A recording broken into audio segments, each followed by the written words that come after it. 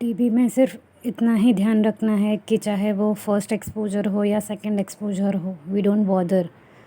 हमें हिस्ट्री से चाहे कुछ भी पता चले कि वो फर्स्ट टाइम है या सेकंड टाइम है या पल्मोनरी है या लंग्स है, व्हाटएवर।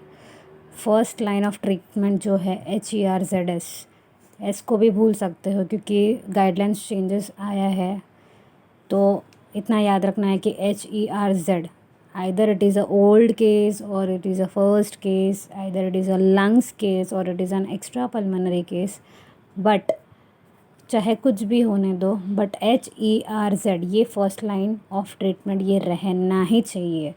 अगर ये चारों में विद इन अ वीक और 3 to 4 वीक्स के बाद, that is for after 1 month, अगर हमें कुछ भी डेवलप होती है, चाहे वो हिपैटोटॉक्सिसिटी या फिर रीनल टॉक्सिसिटी जिसे हम रेसिस्टेंस बोलते हैं बॉडी में, अगर इस चारों के ड्रग्स से रेसिस्टेंस डेवलप अगर होता है तब जाके ही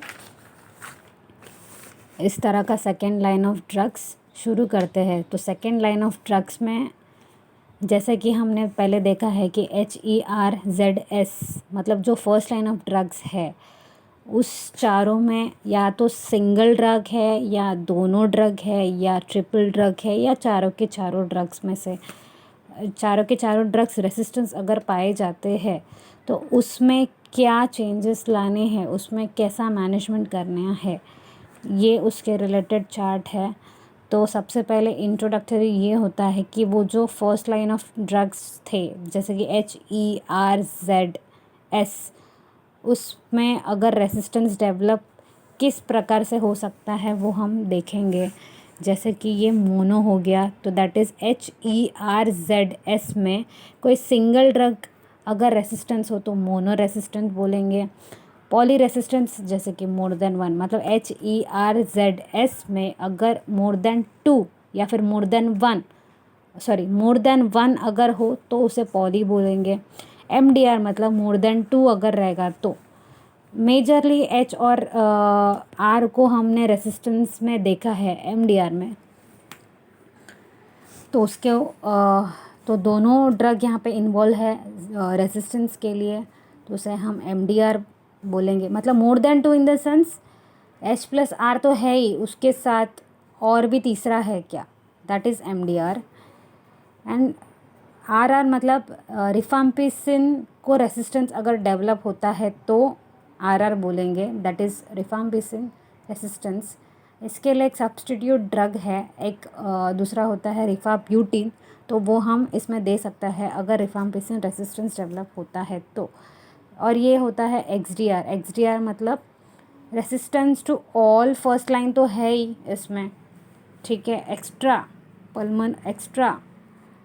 ड्रग रेसिस्टेंस मतलब resistance to all first line तो है ही, बट इंक्लूडिंग इसमें जो सेकेंड लाइन का जो रहता है, सेकेंड लाइन मतलब ये वाला, इसमें ओरल फ्लॉक्सासिन प्लस इंजेक्टेबल्स कुछ मेडिसिन पाए जाते हैं जो मैं आपको बताऊंगी थोड़ी देर में। बट इसमें सेकेंड लाइन ऑफ ड्रग्स में कुछ ओरल एमाइनोग्लाइकोसाइड्स जिसको हम लोग बोल सकते हैं, उसमें ओरल ओफ्लॉक्स, गेटीफ्लॉक्स और कुछ लीवोफ्लॉक्स, ऐसे 3 तरह के कुछ ओरल एंटीबायोटिक्स है। उसके साथ कुछ इंजेक्टेबल्स है जैसे कि कैनामेसिन हो गया और 2 इंजेक्टेबल्स है। तो ऐसे टोटल 6 ड्रग्स पाए जाते हैं इन सेकेंड लाइन में। तो उसमें से 6 जो ड्रग्स जो पाया जाता है उसमें से 3 ओरल होते हैं और 3 इंजेक्टेबल्स है। तो minimum 1 of 3 orals and minimum 1 of second line of injectables, मतलब जो 3 इंजेक्टेबल्स है उसमें से कोई एक ड्रग को रेसिस्टेंस करने वाला, दैट इज़ XDR। ओके, सो उसके अकॉर्डिंग टू हम देखेंगे कि अगर मोनो रहता है तो उसमें प्लान कैसा होता है कि जैसे कि हमने देखा है कि जो फर्स्ट लाइन ऑफ ट्रीटमेंट होता है ये 6 मंथ्स का प्लान होता है। बट एज इट इज़ हमने देखा है कि इसमें अगर रेसिस्टेंस डेवलप होता है तो हमको ये 6 मंथ्स से ज़्यादा बियॉन्ड 9 मंथ्स और 2 ईयर्स तक जाने वाला प्रोग्राम को प्लान करना पड़ता है। तो मोनो में हमने जैसे कि देखा है कि 3 और 6 मंथ्स का प्लान करते हैं, दैट इज़ 9 मंथ्स। फिर पॉली में देखा है 3 मंथ्स और 6 मंथ्स का प्लान करते हैं, दैट इज़ 9 मंथ्स। फिर एमडीआर में जैसे हमने देखा है कि 6 to 18 मंथ्स का वॉच रखते हैं, दैट इज़ 2 ईयर्स।